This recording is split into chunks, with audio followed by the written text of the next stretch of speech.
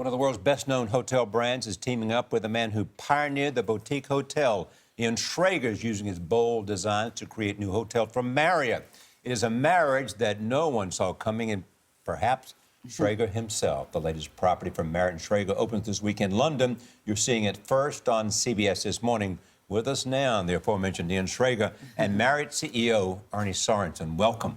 Thank you. So what's this all about, this combination between this boutique genius and this sort of large international hotel chain? I think it's a marriage of extraordinary skills. Really? So Ian brings this keen eye for a special boutique experience around design, and he can describe it better than I can, so I'll let him do that. But it's a place where he's been playing for a long time.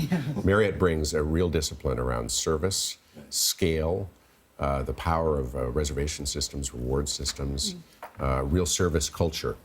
And you marry that culture with that ethos that Ian brings, and we think you can have it all. Beyond London edition, just tell us what it is that you think a great hotel ought to do and be. Elevated experience.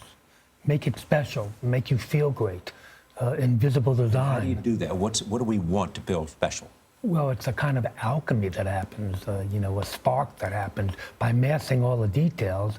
An alchemy happens, and you walk in there and you feel really special about it. Yeah, you can get a feeling, I think, sometimes, Ian, when you walk into the lobby of a hotel where you go, I want to stay here. But I'm wondering how this dating actually started, because years ago, Ian Schrager, you said, the Marriott Hotels is like the Walmart of hotels. When you compare it to Walmart, no matter what you think of the brand, you have to respect it because you want to wow people, give them an experience. Do you feel differently now about Marriott? You must. Well, I do, because now I've learned that when you combine their expertise and their execution with the creativity, it's kind of 1 + 1 makes 3, and it's incredibly exciting for me. But this is the thing, guys, you never think of Marriott as trendy or hip. You, Ian, are considered very hip and very trendy. So how do you mold the two together to make it the Ian way? Arnie Sorenson, who's leading this company. Yeah. They're essentially a brand company, and they're kind of growing and evolving as the populace changes, which I think a great company has to do. What about that, Arnie? I mean, to Gail's question, how much did Marriott need to enhance the experience in its hotel, and how many hotels will you do this in? We looked at this space for years, but maybe a decade, watching whether or not this was a substantial space in the lodging industry, or whether it was just a sort of a niche area that we didn't need to pay much attention to. And we decided, of course, we'd known about Ian for a decade by the time we started looking at this. And what we saw was this was a element of the evolution of every customer's demands. So addition will be the most extreme for us, but whether you look at Ritz-Carlton at the top or the core Marriott brand, everybody's looking for a richer experience than they did 10 or 15 years ago, because they can have a richer experience. And we knew that Ian brought an expertise that we didn't have inside. You mentioned a richer experience. Most people choose Marriott because it's affordable. It's a family hotel. You have a range of hotels, as you mentioned, all the way from Ritz-Carlton. Is this going to be a very expensive option?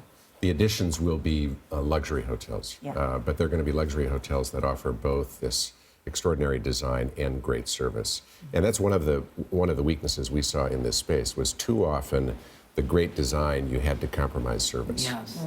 So you might have a great lobby, but a lousy Were you all seat. picking out fabric swatches and colors? Did you say, I want a certain color scheme and I want a certain look? You know, fabric is very important, Ian. You know exactly what I mean. But it's not really about the price for me. It's really about the value you give and the experience you offer. And that's what will set us apart from every other hotel out there. And the look that you're going for. That's why I'm hung up about the fabrics, because I do think that the way the look creates a certain feel. What was the look that you were going for? We wanted a no look. We wanted an invisible design. We wanted something really, really simple. That when you walked in, you just felt really great, and it wasn't so precious, and it wasn't what I call design on steroids, which I think is over with now. Two questions. One is where do you find the ideas? I mean, you want them to create an experience. Where do you find it? Do you travel? Do you go everywhere you can? What is it that gives you, by osmosis, basically instincts? From the street, Charlie. All the ideas are out there in the street in a very kind of raw way, and you kind of like just have to kind of grab onto something, see something other people don't see, and kind of interpret it. And does it have to necessarily be that more expensive to be more creative and more interesting and more experiential? Absolutely not. Exactly. I think that's a fair point. I mean, the additions, the three that we're doing on our balance sheet, which is very unusual on the side of our commitment to this, are Miami, New York, and London. They're all very expensive real estate markets. They also benefit from being great hotel markets. Yeah. Can't wait. Right. Can't wait to go to New York. Can't Ian wait. Schrager, Arnie Sorenson. Great to have both of you here. Thanks so much. And Good looking tie, too. Thank you. I like yours.